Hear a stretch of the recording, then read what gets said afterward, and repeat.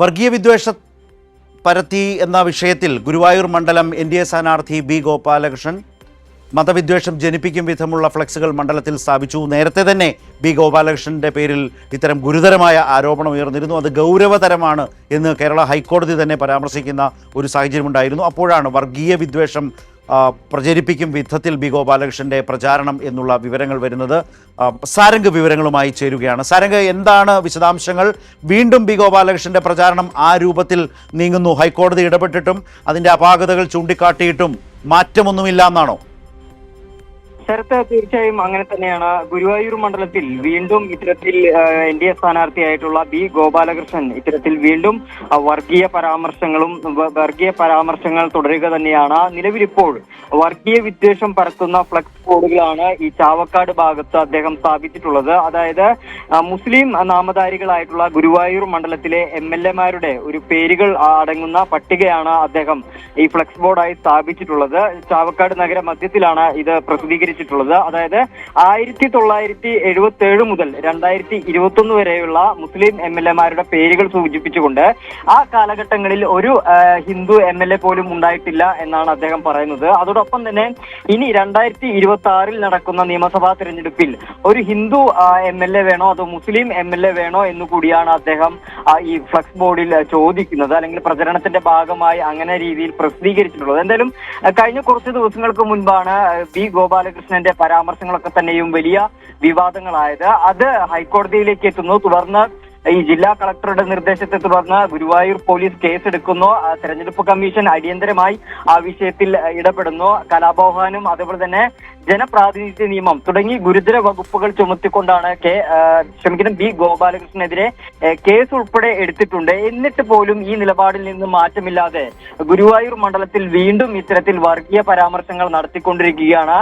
ഇന്ന് വീണ്ടും ഏറ്റവും അവസാനം അദ്ദേഹം മാധ്യമങ്ങളെ കണ്ടപ്പോൾ ഈ കേസൊന്നും കാണിച്ച് പേടിപ്പിക്കേണ്ട എന്നും ഇത്തരത്തിലുള്ള പ്രചരണം തുടരുമെന്ന് തന്നെയാണ് ഈ ഗോപാലകൃഷ്ണൻ അറിയിച്ചിട്ടുള്ളത്. എന്തായാലും വലിയ വിമർശനമാണ് ഉയർന്നു വരുന്നത്. കാരണം ആദ്യമായിട്ട് ഗുരുവായൂർ ക്ഷേത്രത്തിന്റെ പശ്ചാത്തലം പ്രമേയമാക്കിക്കൊണ്ടാണ് ഇത്തരത്തിൽ ഒരു വർഗീയ പരാമർശം ഗോപാലകൃഷ്ണൻ ആദ്യം നടത്തുന്നത്. അത് ഇങ്ങനെയായിരുന്നു. അതായത് കഴിഞ്ഞ 50 വർഷമായിട്ട് ഗുരുവായൂരിൽ നിന്ന് ഒരു ഹിന്ദു MLA ഇല്ല എന്നുള്ളതും വലതുപക്ഷവും ഇടതുപക്ഷവും ഇത്തരത്തിൽ ഹിന്ദു സമൂഹത്തിൽ നിന്നുള്ള പ്രതിനിധികളെ ഒഴിവാക്കുകയാണ് എന്നുമുള്ള കടുത്ത രീതിയിലുള്ള വിദ്വേഷമാണ് അദ്ദേഹം തന്റെ ആ പ്രചരണ വീഡിയോയിലൂടെ ആദ്യമേ തന്നെ പുറപ്പെടുവിച്ചത്. അത് വിവാദമാവുകയും കോടതിയിലെത്തുകയും തുടർന്ന് കേസെടുക്കുകയും ചെയ്തിരുന്നു.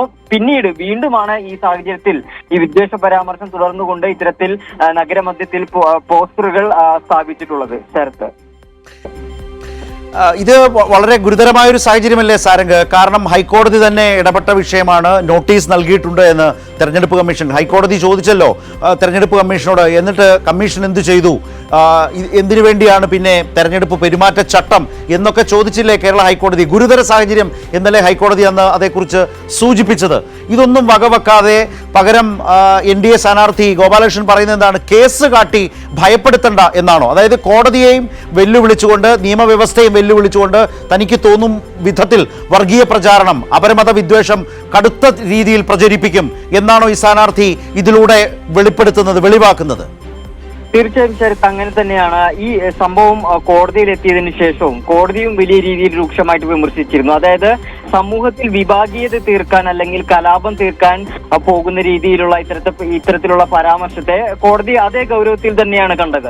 അതോടൊപ്പം തന്നെ ഗോപാലകൃഷ്ണനെ സംബന്ധിച്ചിടത്തോളം ഈ നിയമ നടപടികളെ അല്ലെങ്കിൽ ഹൈക്കോടതിയെ പോലും വെല്ലുവിളിക്കുന്ന രീതിയിൽ വീണ്ടും ഇത്തരത്തിലുള്ള പരാമർശങ്ങൾ തുടരുന്നു എന്നുള്ളതാണ് പ്രധാനമായും ഈ സംഭവത്തിൽ നമ്മൾ മനസ്സിലാക്കേണ്ടത്.